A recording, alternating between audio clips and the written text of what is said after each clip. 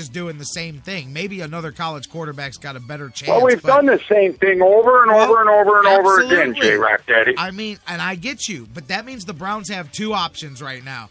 If you don't want them to do that, then you got to sit here for 2 or 3 years and suffer through whatever happens with Manziel and hope that it pans out. Otherwise, they've got to cut bait. I just don't think it's going to be now. Manziel will come into next season with this team. He may not come in as the starter. I'm telling you, if he flops, I don't care what anybody says, he will not come in handed any kind of job next year. Now, if he shows them something to go with, maybe they'll prop the kid up and they'll give him the job next year with a little sham competition. But I'm telling you, people think it's nuts. If Brian Hoyer doesn't decide he can do better somewhere else, I can totally see the Browns coming right back where we started all the way again next year. Even if it's not Hoyer, whoever that other quarterback is still may be able to beat Johnny out for the job next year. So the Browns are going to be in the same position no matter what. LG, I got to go, my man. I got to keep moving, brother. Look for Jay Cutler and the Cleveland Browns. Oh, God, no. I got to go on that one. I can't believe you just said J-Rock, let me just tell you one more thing. The BSK hit the nail right on the head yesterday. You know? Go ahead. He said Ray Farmer knows the difference. He played with Randall Cunningham. If you look at the NFL today, in today's defenses, as he also pointed out, Colin Kaepernick is stinking it up this year. All these guys that we're going to do what, and these are bigger, more athletic athletes than Johnny Manziel, believe it or not. Johnny Manziel's attributes are not going to work in the NFL. And Ray Farmer knows the difference. So maybe he goes and he sits down with Big Jim and he says, Jimmy, we did it your way last season. Look what it got us. We definitely got to draft us a quarterback. You got two guys coming out this next draft, J-Rock. I hate to bring up the name Jameis Winston. Not a chance, brother. I'm telling you, not a chance. Well, I'm just bringing him up, and you got the kid out of Oregon, man.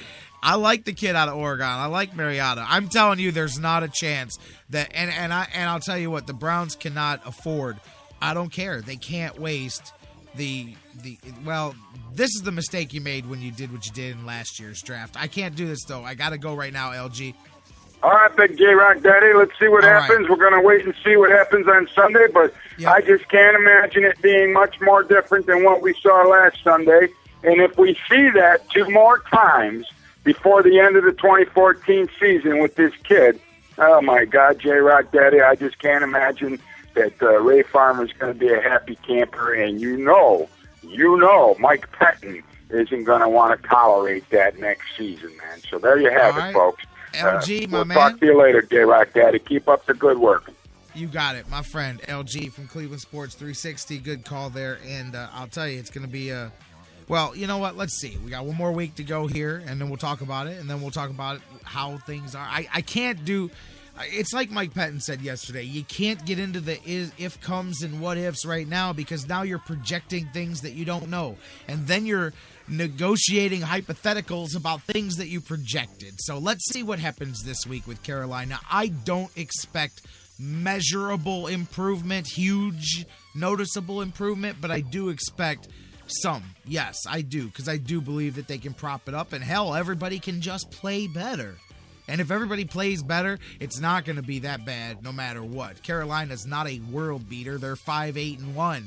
5-8-1 in the worst division in football. But they've got some weapons, and they've got motivation to win this game, and they're the home team. I'm with you, Charles. I see that score. I don't know if that's exactly my score, but 21-14, 21-13, that's kind of the kind of game I'm seeing. I'm seeing them winning by a touchdown. It's not a blowout, but again, they just want it, I think, a little bit more than the Browns. Let's take it right there and roll into some previews. My man Jeff Gorman from Browns101.com, he's got the scouting report for Carolina. Will it be Cam Newton? Let's talk about what they bring to the table. How do they run the ball with that Browns defense that has trouble with it, and so much more. Jeff Gorman talking about it with the scouting report of the Carolina Panthers next from Browns101.com. After the news, we've still got Ryan Ruiz coming in hour 2 with the 3 Dawg Bones to Browns victory and more. Don't go anywhere. You're listening to the Sports Fix, baby. Shake your body now. Move it, keep it moving.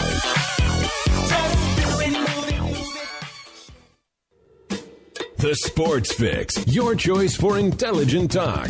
That was wonderful. Bravo! I loved that. Oh, it was great.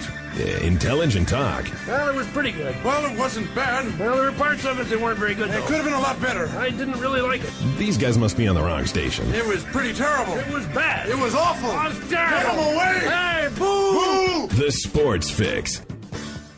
I'm Tyler Zeller, and you're listening to The Sports Fix. Have you gotten your copy of Cleveland's Finest yet? Highlighting the best moments, players, and media members in Cleveland sports history? He won it! Elo hit a three-pointer on the sideline! In-depth personal interviews with some of the top names in Cleveland sports fill the pages of this incredible book. Cleveland's Finest by Vince McKee is this year's must-have book for every Cleveland sports fan. Available now at Amazon.com. Get your copy today.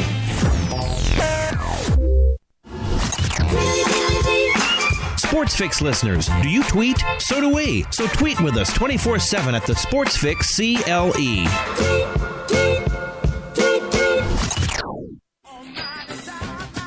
Business owners and professionals, do you want to take your business, your product, your team, your event to the next level? You want to advertise right here with the Sports Fix. Our listeners are among the most loyal listeners, terrestrial or internet. The Sports Fix universe is not only the radio show, but tens of thousands of fans on Facebook and Twitter. Email me, Jerry Myers, thesportsfix at AOL.com. That's thesportsfix at AOL.com. And let me help you swing for the fences and hit it out of the park right here on the Sports Fix.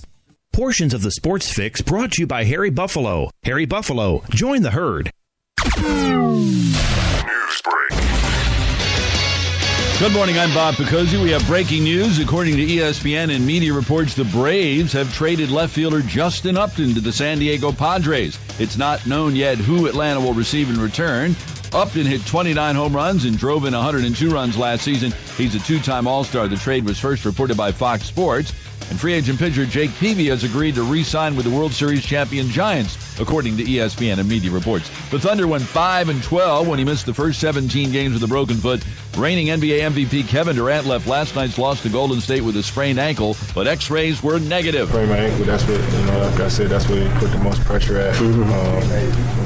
But yeah, I was a little nervous, but I knew when I got up and started walking, it felt good. So I just wanted to make sure with the X-rays everything was good. And Durant hopes to play tonight against the Lakers, 10:30 Eastern on ESPN, preceded by Portland and San Antonio at 8 Eastern. NBA assist leader Rajon Rondo's on the move, traded by the Celtics to Dallas for Brandon Wright, Jay Crowder, Jameer Nelson, a first-round pick in the 2015 NBA draft, and a second-round pick in 2016.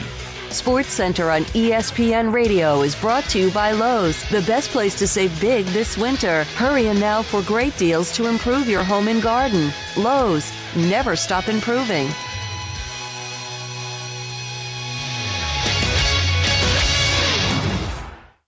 You're listening to the Sports Fix.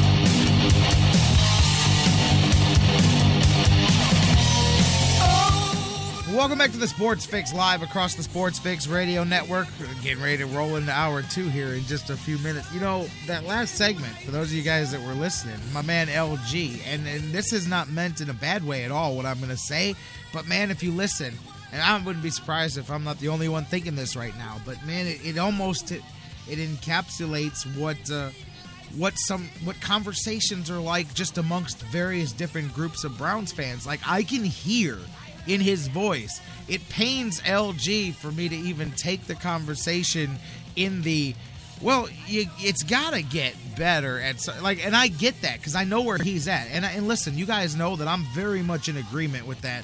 I do think that the end result, and I know Browns fans that are gonna say, oh, well, you're just being a hater. I'm not. This is where I'm at. The end result of this whole Johnny Manziel thing is not gonna have a positive end. And that's the way I felt from before it ever happened. And I'm not going to waver from that just because he's in a Browns jersey. Now, that being said, I can hear, and you can feel it in that conversation, you know, because I don't want to have a circular conversation. I say this all the time. We do talk about all different sides of things. And hopefully you guys notice that even though I do believe that the end result is not going to be what everybody wants, I still keep trying to circle the conversation back around to, I get it. And I understand. And I understand Larry. And I understand so many of you guys. I have dozens during the break comments. I saw a few of you guys in the chat room as well. Everybody is on the, and this is one of those delineating things where there's one side and there's the other side. And there's not a whole lot of middle ground, man, on this. And it is funny to see. This quarterback thing definitely was a bit more divisive than it has been in other places. And the same with the various views on the guys, you know. But anyways, it's just that conversation. I sat there in the break and I said, man, I wonder how many people have had that same conversation, whether you're on one side of it, whether you're on the other side of it, whether you're in the middle of two guys having that conversation, or maybe they jumped into one of your threads on your Facebook page or something and you just watch those conversations take off, you know what I mean? And pretty funny to see. But I do want to keep circling it around because there are 2 games left to play here, and there's a lot of ways that the rest of this season can go that's going to realistically affect going forward. And the reason that I cut short the end of that, and I'm just saying this just to kind of wrap up my phone call with Larry, the reason I cut short where he was going with next year in the draft, and I mean that's what we love to do here is dive into talking about that. It's that I just can't see a way for that not to just make things even worse. And I don't know how to say that while still saying that I don't think Manziel's the guy. I didn't make the initial decision. When we talk about these things, you got to realize that you got to look at it from the perspective of who made the initial decision. Somebody on top of the food chain decided that was the way it's going to go. Now, you can eventually convince an owner that it's time to part ways, that was a bad business investment. They are businessmen, but they don't give up on that business investment this quick. Not when they haven't even seen the reaping the financial benefits of it.